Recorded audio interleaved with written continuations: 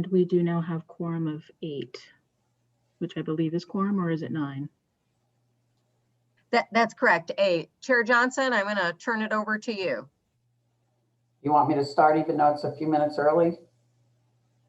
Sorry about that. My clock is, the time clock is different. I apologize for that. I'm going to leave that with Rebecca. What time do you have? I apologize. I have 1:59. It's pretty close. So do I. Okay, thank you.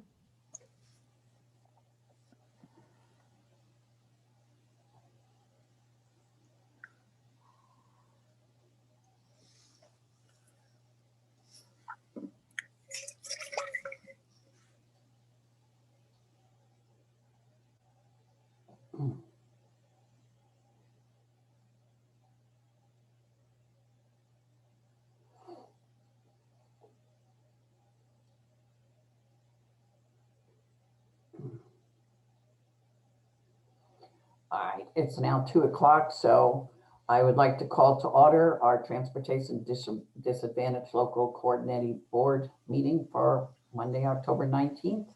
This is a remote meeting. Welcome, everybody. Nice to see. I don't see too many faces. Is everybody shy here, except for just a few of us?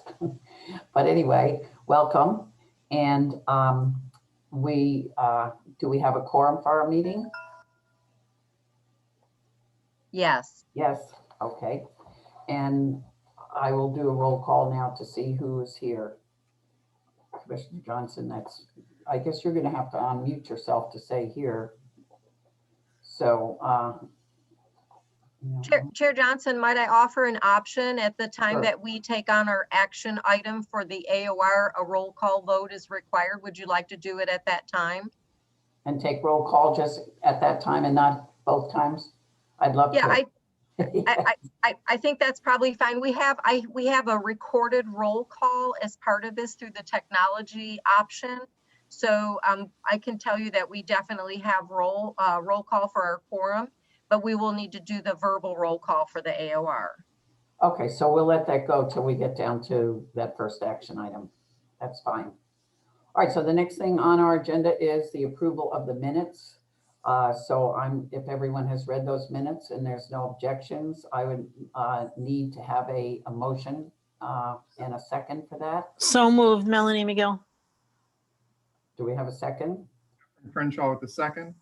Okay, thank you. And you can actually raise your hand for that if you want to have a first and a second. But and then if there's no objections, we will consider that it's passed. If you have an objection, then raise your hand. All right, so we'll consider that the minutes are passed. Thank you very much. Likewise, now we will have the approval of our agenda. So we will need a first and a second motion and a second for that, please. So moved, Melanie McGill. Thank you, Melanie. And second is? Milo Isena, second. Okay, thank you, Mallory. So we have a first and a second for that. If there's no objection, if you have an objection, please raise your hand. Otherwise, we will consider the agenda approved. All right, the agenda is approved unanimously. Thank you. Do we have any public comments from the floor, Rebecca?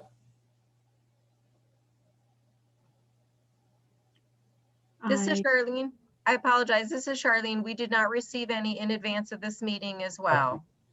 All right, thank you very much. All right, so that being said, we'll move on to our action item. First action item is the motion to approve the fiscal year FY 2019-2020 annual operating report. And Mr. Strobus is going to address that for us.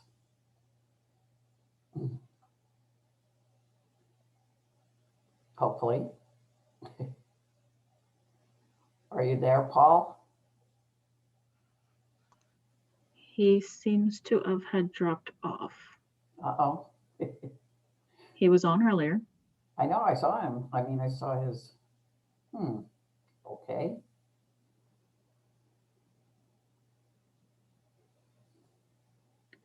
What do we do in this case, Charlene? Rebecca, can I give him a call real quick? Sure. Do you want to move on to action item number 2 while we wait? You muted yourself, Shar. I'm sorry, I believe that's our only action item. There's the You number have, 2, the motion to approve the Broward MPO LCB membership appointments. Yes, thank you for Ms. Voorhis. Thank you. Citizen advocate. Oh, I see him down there. Paul just came on.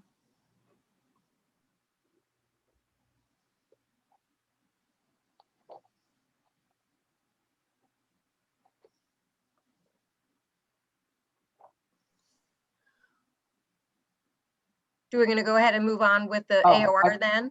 I see him back up there again. Paul, are you there? Yes, I am. Okay, we'd love to hear from you on our first action item on the annual operating report, please. Okay, so every September 15th, we are required to submit a report summarizing our coordinated transportation in the region. Due to technical difficulties at the state level for uploading the data, the CTD extended the deadline to September 30th once they were able to restore their reporting systems. And so we submitted our AOR in between the last meeting and this one. And it's one of the items to have the LCB review it and approve it. So it's on the agenda today. For the most part, it reports through June 30th of 2020 for the state fiscal year. Our ridership obviously was down due to the impact of COVID at the end of the fiscal year, but it's a pretty straightforward report that captures everything we do, including our bus pass program. And I can answer any questions anybody may have about the report. If anybody has any questions, if you want to push, raise your hand, and then I'll recognize you and you may ask questions.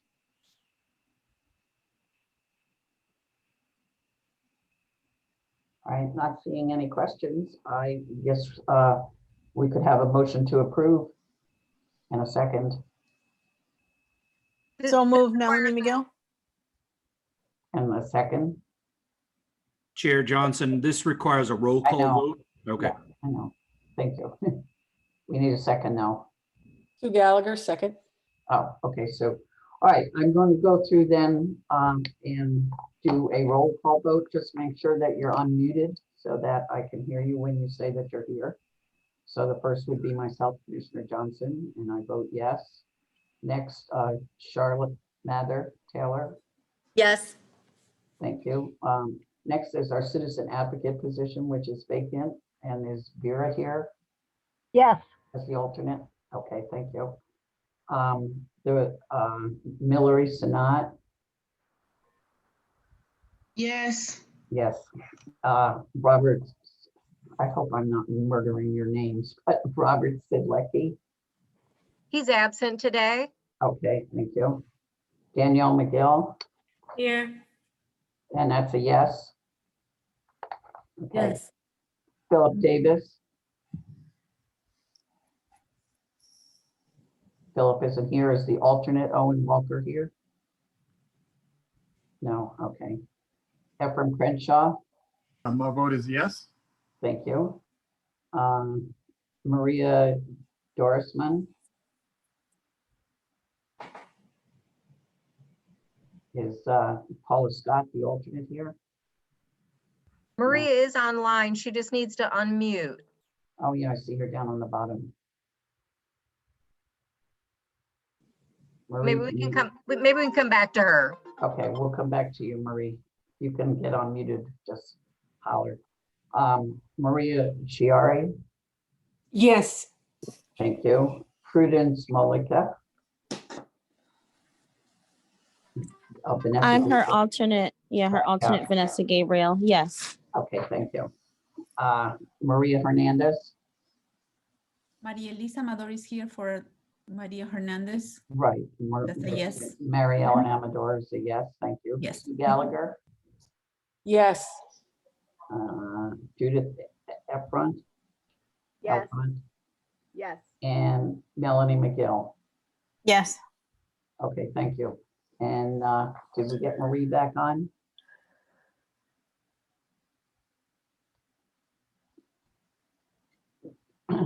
Unfortunately, if she is unable to unmute herself, the vote would be considered not in attendance. Okay, Not, not on the. so the people in attendance that voted all voted unanimously yes, so it passes unanimously. Thank you. Moving on to the second action item, motion to recommend Broward MPO LCB membership appointment citizen advocate. Do you have information on that to share with us, Charlene, since that's vacant and Vera is our alternate for that?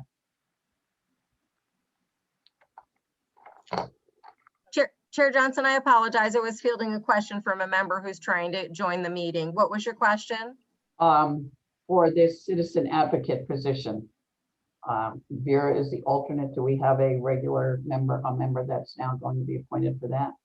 Yes, that is Lisa Voorhees, and she's with the South Florida Institute on Aging. There is attached in the agenda a one-page letter of recommendation from the director at the South Florida Institute on Aging that previously Diane Smith had been in that role. And so this staff member is interested in the work of the LCB and has asked to serve in that position, and her director has given that approval. We could bring her in January with approval of the board. All right, that sounds good. Does anybody have any questions about that? All right, so we would need a motion to recommend for Broward LCB membership for citizen advocate for Lisa Borges. Do we have a So moved, Melanie McGill. and a second? I'll second it, Charlotte. Okay, thank you very much. All in favor? Oh, that's wrong meeting. If you're not in favor, please indicate so. Otherwise, we will consider everyone with yeses. All right, motion passes unanimously. Excellent. All right, non-action item, the paratransit update and transportation disadvantage grant tracking report. Mr. Strobus is back again, so would you please give us your report? So paratransit is slowly creeping back. We are just shy about 50% of ridership pre-pandemic, even being at phase 3.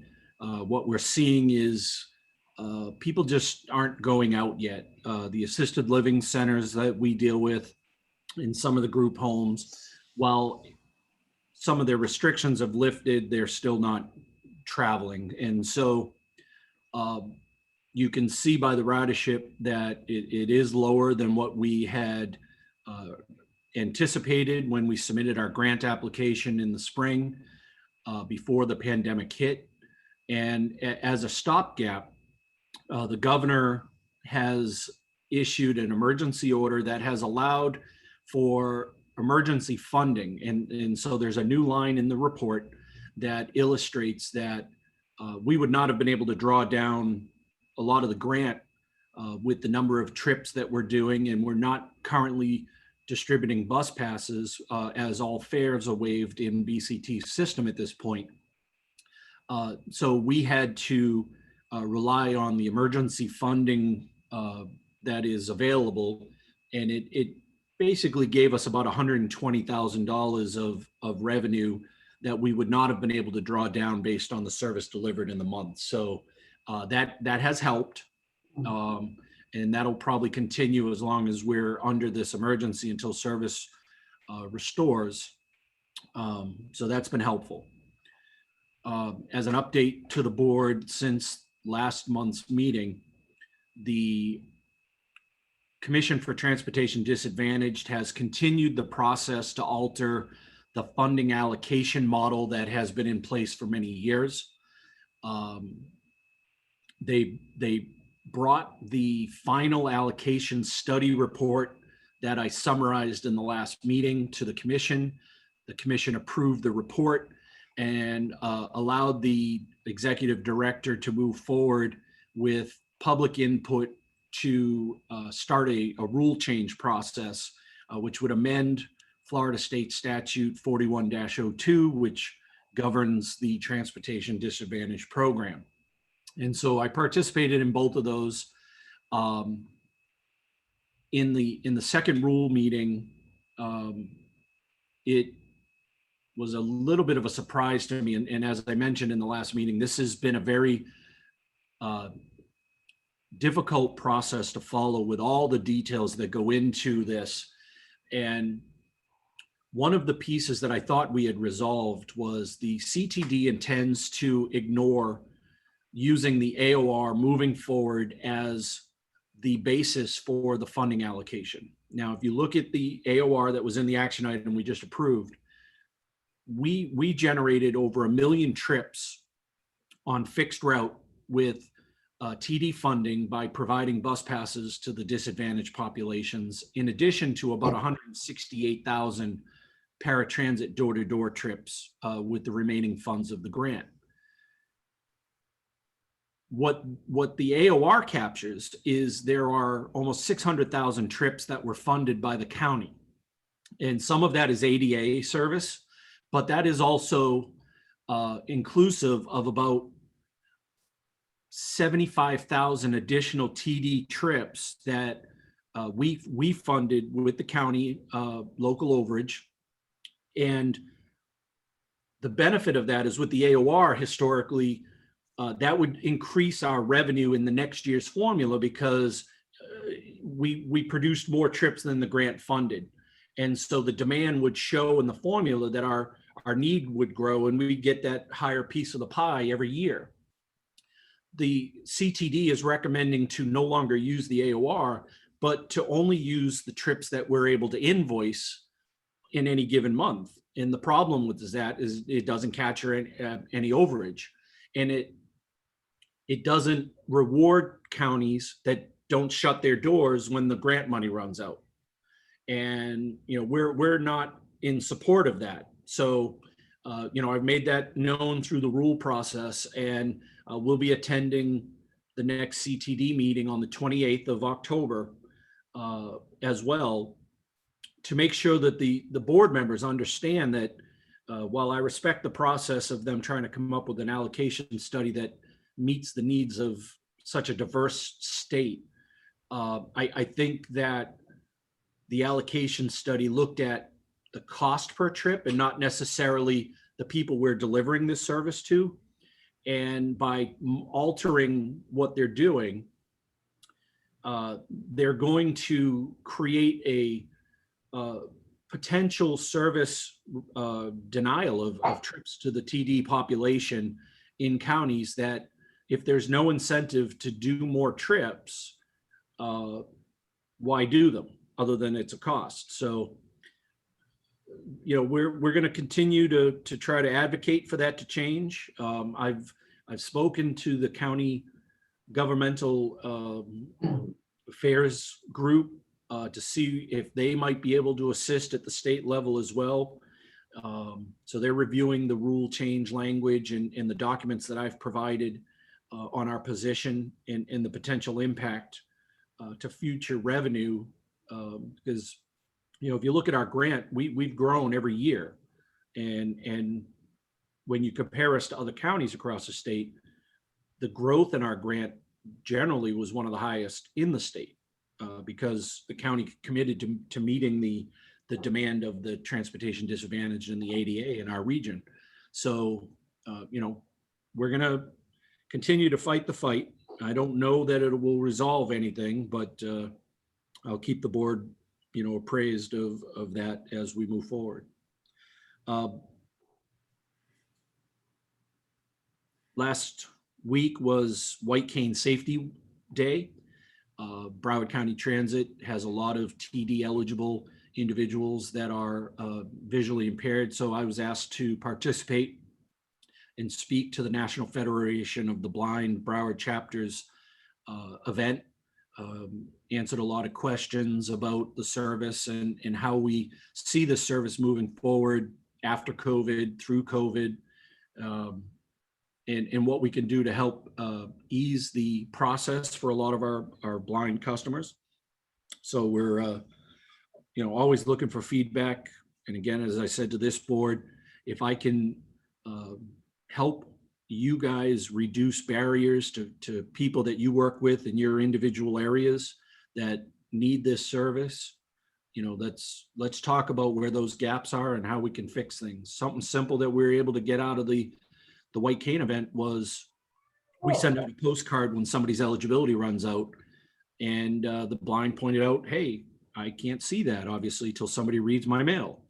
And while we do provide Braille alternatives, not everybody is Braille literate either. So if we have an email on file, I created a new automated process that we can email out the same information in an email.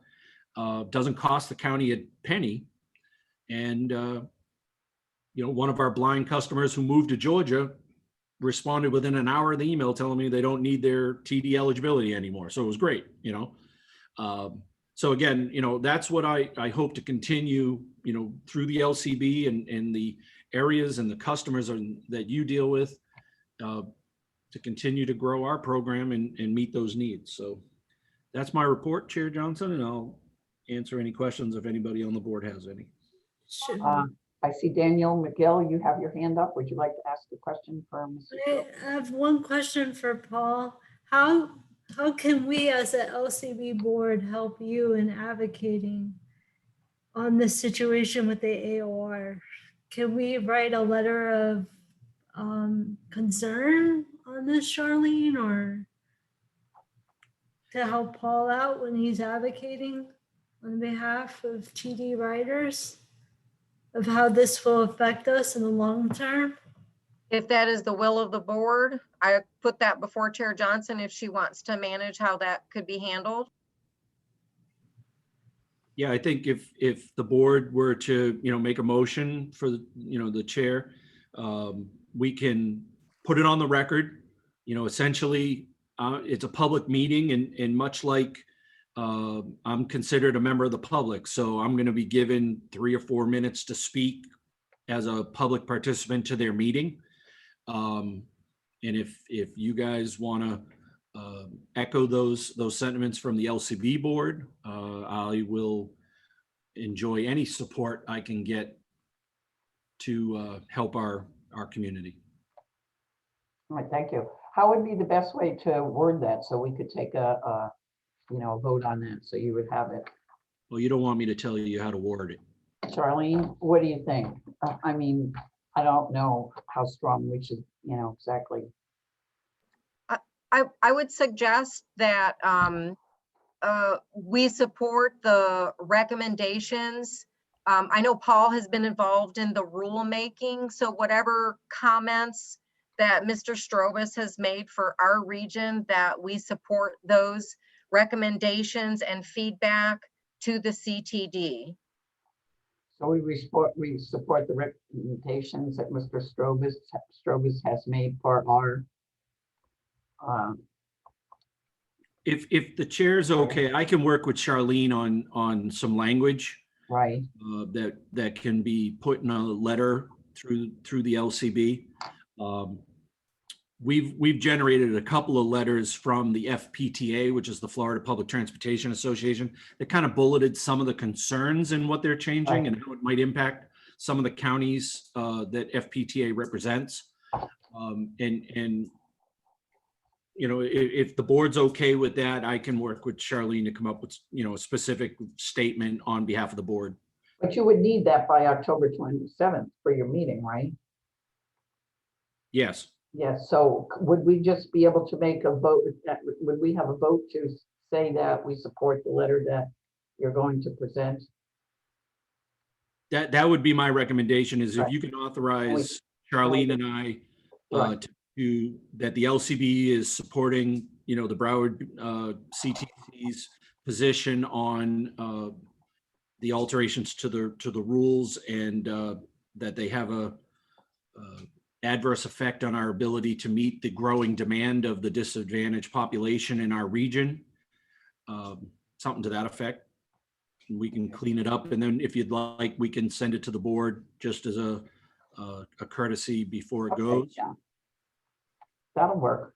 All right, so what we need then is a motion from someone that would be that the LCB is supporting the Broward position on changing the rules.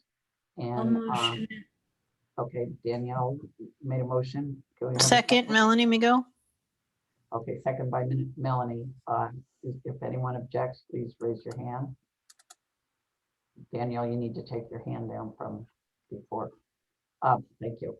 All right, so it passed unanimously, and then Charlene will get, when she will work with Mr. Strobus, and then she will get us a copy of the exact letter. That was a really good idea of Danielle for us to do that, because we definitely need a voice in this, and Paul needs all the support he can have. So thank you. All right, that being said, I guess we are now at the point where I think Sue has a on comment. top of the agenda.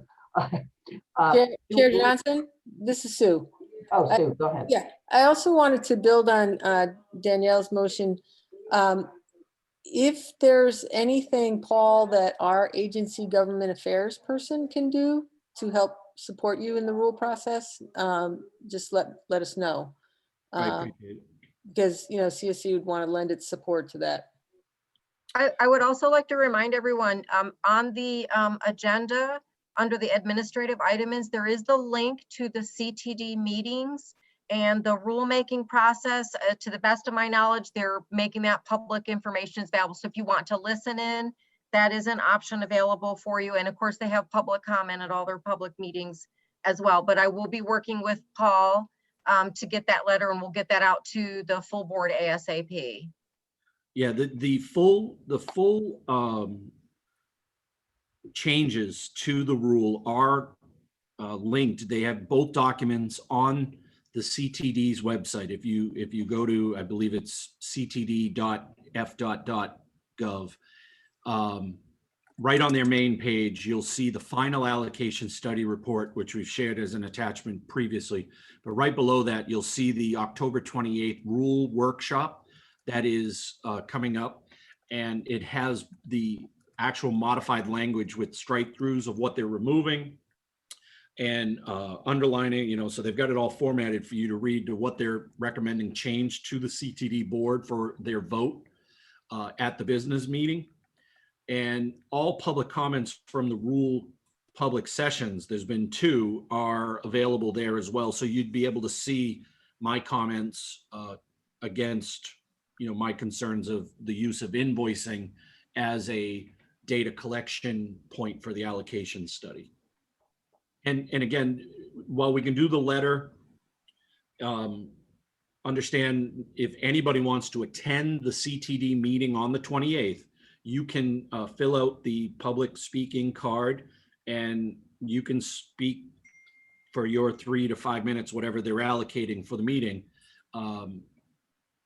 as well. Whether as an individual or you know, I don't want to say that you can speak for the board, but you know, like Sue, if you wanted to speak on behalf of your organization that, you know, gets assistance through my service delivery, then you could speak, you know, in your role and tell the board what you feel. And then just as a reminder, whatever Paul and I work on jointly, we'll get that to you as some potential speaking points. All right, that's great. Thank you, Sue. Another good idea. Appreciate it. Are there any other member comments on this or anything else that you'd like to bring up before we get close to finishing up here? All right, seeing none, the rest of the administrative items, I imagine that you read yourself. So then I would like to tell you about our next meeting. Our next meeting is January 25th, and all things being equal, it's going to be in person. For everyone's information, that the MPO is taking extreme safety and measures. As you know, we have a really big dais there, so there's plenty of room for us to spread out for social distancing, and everything will be totally cleaned and sterilized, etc. So hopefully all will go well, and this is how we will be conducting our next meeting. Will we still have the virtual component or not, Charlene? What we will have, basically, the governor's executive order expires on the 1st of November. Right. As you said, the dais has an abundance of space for all of our full membership to participate and facilitate easily physical distancing. We'll have someone, maybe myself, welcoming people as they come to ensure that that social distancing is maintained while folks get up to the dais, et cetera. So, And everyone will be wearing a mask, obviously. yes, we have that. The MPO has gone to extensive lengths to secure the safety of our facility above and beyond recommendations of the CDC. Definitely masks will be required. So as of January, to the best of our knowledge, unless something that we can't predict comes up, we do anticipate that we'll be physically in the building. There is a potential for hybrid. We still have to meet quorum. We can address quorum when we do our review committee in April. The CTD has made some recommendations, recognizing that this has been a grave concern for LCB boards across the state because of the general makeup of the membership of LCBs in particular. So, they said that we could even go down to 2 or 3 physical board members for the quorum, and then everyone else can participate in hybrid. But at this time, we don't have that in our bylaws, and so we are still mandated. So we'll have one additional member that'll be joining us now since we just approved that. So we'll need to have a physical quorum for, it would be 9 then. And then the rest could go hybrid, and all presenters will be in a hybrid mode. There will be no presenter coming in physically. All right, thank And you. Rebecca is on. Rebecca, I believe, Rebecca, you're still with us. Is there anything that I may have missed that you would like to contribute to the safety and security of our members? Yes, when we start this process, when you first get to the before you even actually enter into the boardroom, we will be taking temperatures outside by the elevator. So you even wouldn't be able to go that far. If you have a temperature, we will turn you away. If there is anyone in the general public that wishes to come, they will not be able to be in the room of the boardroom where the dais is seated, but they will be in one of the rooms to the side, which will be made where the seats are spread out. So it is set up in with the 6 feet distancing, as well as, well, it would be just specifically for the public. The board members, each seat on the dais will have 2 seats in between them. So we do have the availability to actually seat all of your members at this time. So all of your active members will be able to come and sit with 6 feet from chair to chair. So there's 2 chairs in between of distancing. Prior to the meeting, we also go through and I was going to say scrub down, but using the Lysol wipes and Clorox wipes, and we'll be cleaning down all of the chairs, computers, headsets, and well, basically everything that's in there. We clean everything prior to the meeting, and then also post-meeting when you all leave, we go through and clean everything again. The offices also does a deep clean every Friday. We're not even allowed in the offices on Friday, where a deep clean company comes in and sprays and does some deep cleaning into the office. So even our boardroom has been quite cleaned. So any other questions? No, thank you for the additional details, Rebecca. Unless there's a member that has a question about safety for going back to a quote unquote normal board meeting format. All right, thank you, Rebecca, and thank you, Charlene. I'm one of those people that's looking forward to seeing some people in person again. I'm tired of fighting my cat through these Zoom meetings. She wants to be part of this. So anyway, since there's no other comments, I don't believe, we will see you January 25th, 2020, and I'll entertain a motion to adjourn. So move, Melanie McGill. Thank you. Second? Second, Sue Gallagher. Thank you, Sue.